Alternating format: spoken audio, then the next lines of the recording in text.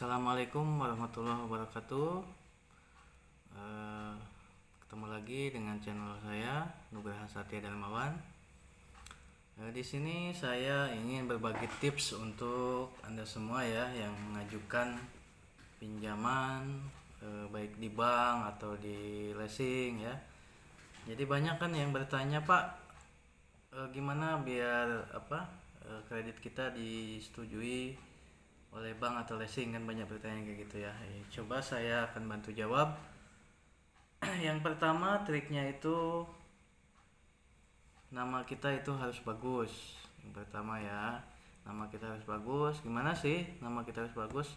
Nah, biasanya itu ada namanya kalau di bank, kalau di leasing itu namanya BI checking ya. BI checking atau sekarang itu namanya slick. Berubah lagi, bukan BI checking slick OJK ya. Jadi BI checking atau slick itu nama baik kita. Jadi selama kita ada kredit di bank, di leasing itu nanti ketahuan di situ. Nah, itu harus bagus ya, harus bagus, tidak boleh macet namanya, tidak boleh ada tunggakan gitu. Jadi kalau nama kita bagus, misalkan kita ngambil contohnya ngambil motor misal leasing kan, nah itu kalau bagus jadi perhitungan juga oleh bank atau leasingnya kan.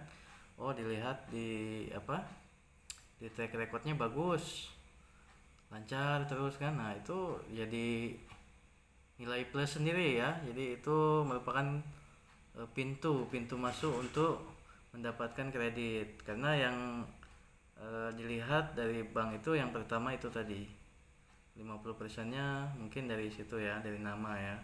Kalau nama kita jelek itu udah bisa next, udah bisa ke tahap selanjutnya. Tapi kalau nama kita bagus, itu pasti berlanjut ke tahap selanjutnya. Tahap selanjutnya apa? Tahap selanjutnya itu usaha. Nah, di sini. Jadi nanti petugasnya kalau di bank kan biasa pembiayaan usaha ya. Usaha itu bisa berupa perdagangan, kayak warung kan, kayak kebun. Nanti pada saat petugas ke sana untuk survei nanti dijelasin gitu, usaha kita ini Pak, usaha kita warung, omsetnya sekian, per bulannya sekian. Nah gitu.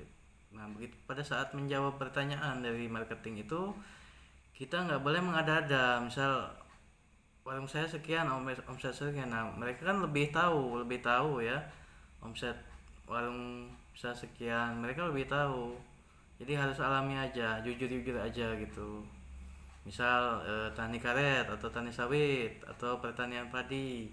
Misal tani sawit 2 hektar, umurnya 10 tahun. Nanti kita mengada-ada, ini penghasilan saya Pak 10 juta sebulan. Padahal kenyataannya mereka juga udah tahu gitu. Itu sebenarnya lebih ke formalitas saja, nanya-nanya gitu kan, penggalian informasi tadi. Nah kalau misal si marketingnya nanya gitu, diomongin nggak masuk akal gitu, malahan jadi image-nya jelek gitu kan. Jadi si marketingnya berubah pikiran, nanti tadinya mau ngasih si nasabah ini, calon nasabah ini belum apa-apa udah bohong kan gitu. Jadi usahakan yang alami-alami aja. Nah gitu ya. Yang ketiga itu jujur tadi ya, tidak boleh berbohong, alami-alami aja ya. Kayak menjawab sesi wawancara tadi, kalau ditanya oleh marketingnya usahanya apa misal warung apa kan, apa pertanian apa itu harus jujur ya, nggak boleh bohong. Nanti soalnya kalau marketingnya udah bisa sedikit aja ngelihat, oh ini warungnya besar, oh ini modalnya sekian, udah tahu keuntungannya berapa gitu kan, udah bisa menerka lah gitu. Jadi kalau menjawabnya masuk akal aja, jangan mengada-ada.